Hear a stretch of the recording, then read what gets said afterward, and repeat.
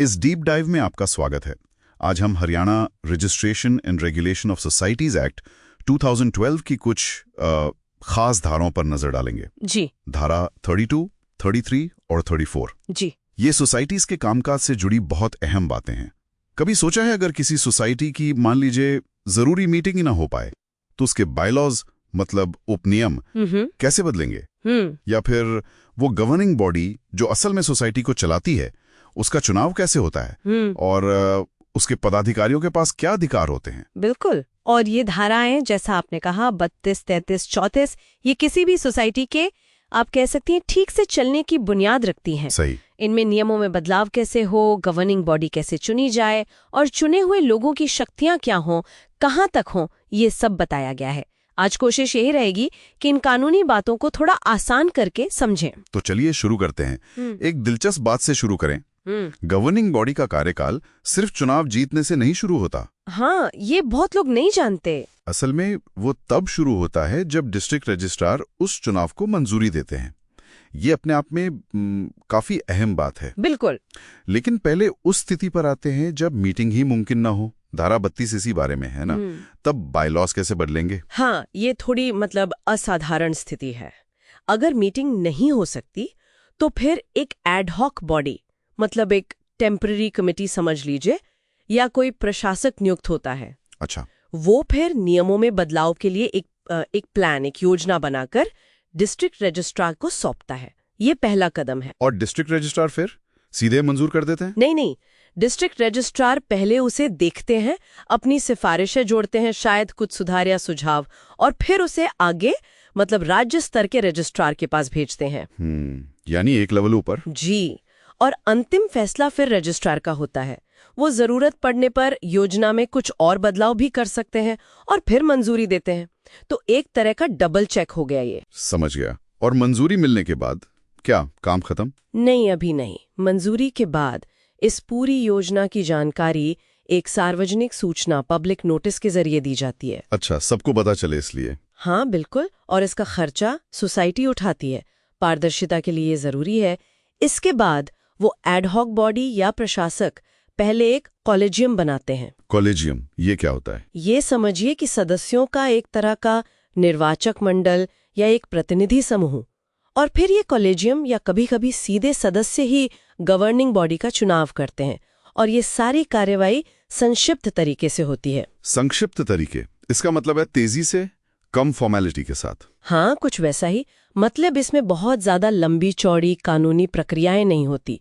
कोशिश ये रहती है कि मामला जल्द निपटे और सोसाइटी का काम फिर से ठीक से चलने लगे। ठीक है, ये समझ आया। ये तो हुई वो खास स्थिति।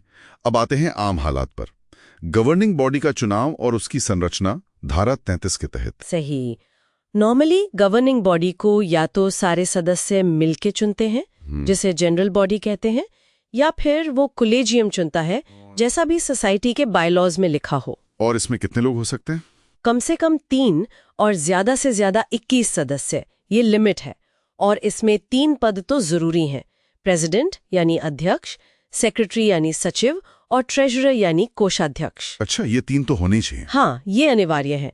बाकी और पद हो सकते हैं, वो बायलॉज के हिसाब से तय होता है। और चुनाव हो गया मान लीजिए, उसके बाद 30 दिनों के अंदर अंदर चुने गए सभी पदाधिकारियों की एक लिस्ट एक तय फॉर्मेट में डिस्ट्रिक्ट रजिस्ट्रार के ऑफिस में फाइल करनी होती है। ये रिकॉर्ड के लिए जरूरी है। और कार्यकाल कितना होता है?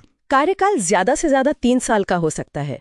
और जैसा हमने शुरू में कहा था, ये कार्यकाल चुनाव की तारीख से नहीं गिना जाता। हाँ, ये मंजूरी वाली बात। बिल्कुल। कार्यकाल तब शुरू होता है जब डिस्ट्रिक्ट रजिस्ट्रार उस गवर्निंग बॉडी को मंजूरी दे देते हैं।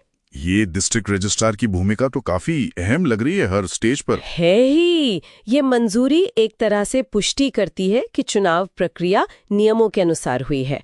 और इसके अलावा सोसाइटी को अपने सभी पदाधिकारियों के नाम, पते, उनका पेशा क्या है, इसका एक रजिस्टर भी रखना होता है। अच्छा, पूरा रिकॉर्ड? जी। और अगर इसमें कोई भी बदलाव हो, कोई पदाधिकारी बदल जाए या किसी का पता बदल जाए, तो इसकी सूचना भी 30 दिन के अंदर डिस्ट्रिक्ट रजिस्ट्रार को देनी होती है, सब कुछ ट्रांसपेरेंट रखने के लिए। ठीक है। अब उस सवाल पर आते हैं जो शायद सबसे अहम है। इन चुने हुए पदाधिकारियों की शक्तियां क्या हैं? उनके कर्तव्य क्या हैं? ये धारा 34 में है, सही कहा? हाँ, बिल्कुल।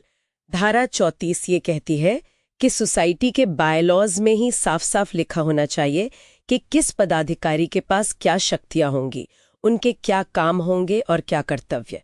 मतलब प्रेसिडेंट क्या कर सकता है, सेक्रेटरी क्या, ट्रेजरर क्या, वगैरह वगैरह, सब कुछ बायलॉज में डिफाइन होना चाहिए। और अगर कोई पदाधिकारी अपनी तय शक्तियों से बाहर जाकर कोई फैसला ले ले, मान लीजिए ट्रेजरर ने कोई ऐसा सौदा कर लिया जो करने का अधिकार सिर्फ प्रेसिडेंट को था, तब क्या होगा? हाँ, यहीं पर एक बहुत महत्वपूर्ण कानूनी सिद्धांत आता है। अगर कोई पदाधिकारी बायलॉज में दी गई अपनी शक्तियों की सीमा को लांघता है, मतलब उससे बाहर जाकर कोई निर्णय लेता है, तो कानून की नजर में वो निर्णय नॉन एस्ट माना जाता है। नॉन एस्ट? हाँ, इसका मतलब? नॉन एस्ट का मतलब है अस्तित्वहीन, जैसे वो फैसला कभी लिया ही नहीं गया, शून्य, उसकी कोई कानूनी वैधता नहीं होगी। अच्छा, यानी वो फैसला पूरी तरह से रद्द। अगर ट्रेजरर ने सेक्रेटरी की शक्तियों का इस्तेमाल करके कोई कॉन्ट्रैक्ट साइन कर दिया, तो वो कॉन्ट्रैक्ट लागू नहीं होगा सोसाइटी पर? बिल्कुल, वो नॉन एग्जिस्टेंट है, क्योंकि वो उनके अधिकार क्षेत्र से बाहर था। ये प्रावधान इसीलिए है ताकि कोई भी पदाधिकारी अपनी मनमानी न कर सके और सोसाइटी के हितों की रक्षा हो। सबको अपने दायरे में रहकर ही काम करना है, जैसा बायलॉज में लिखा है। तो इस पूरी चर्चा से एक बात तो साफ है, हरियाणा सोसाइटीज एक्ट के तहत सोसाइटी चलाने के लिए एक बहुत ही व्यवस्थित ढांचा बनाया गया है। जी, चाहे नियमों में बदलाव हो, गवर्निंग बॉडी चुननी हो या फिर पदाधिकारियों के अधिकार तय करने हो, हर कदम के लिए एक तय प्रक्रिया है। और डिस्ट्रिक्ट रजिस्ट्रार या रजिस्ट्रार की भूमिका वो इसमें काफी केंद्रीय है, मंजूरी और निगरानी दोनों मामलों में। हाँ, बिल्कुल। मुख्य बातें अगर याद रखनी हो तो यही है। नियमों में संशोधन या गवर्निंग बॉडी बनाने के लिए सही प्रक्रिया और मंजूरी जरूरी है। गवर्निंग बॉडी का कार्यकाल ज्यादा से ज्यादा 3 साल का है और वो भी मंजूरी मिलने के बाद शुरू होता है। सही। और सबसे महत्वपूर्ण, पदाधिकारी अपनी शक्तियों का इस्तेमाल सिर्फ बायलॉज के दायरे में ही कर सकते हैं। अगर वो सीमा लांघते हैं तो उनके फैसले नॉन एस्ट यानी अमान्य हो सकते हैं। इसका मतलब तो ये हुआ कि जो लोग सोसाइटी चलाते हैं और जो सदस्य हैं, उन दोनों के लिए ही एक्ट को और अपनी सोसाइटी के बायलॉज को ठीक से समझना बहुत बहुत जरूरी है। एकदम सही कहा। लापरवाही की गुंजाइश नहीं है अगर सब कुछ ठीक से चलाना है तो। बिल्कुल। और जाते जाते श्रोताओं के लिए एक सवाल छोड़ जाते हैं सोचने के लिए। ये जो नॉन एस्ट का सिद्धांत है कि अधिकार क्षेत्र से बाहर लिए गए फैसले शून्य हो जाते हैं, ये असल में किसी सोसाइटी के अंदर पारदर्शिता बढ़ाने और सदस्यों के हितों की रक्षा करने में कितना कारगर है? क्या ये वाकई पदाधिकारियों को ज्यादा जवाबदेह बनाता है? इस पर सोचना दिलचस्प हो सकता है। ये वाकई सोचने वाली बात है।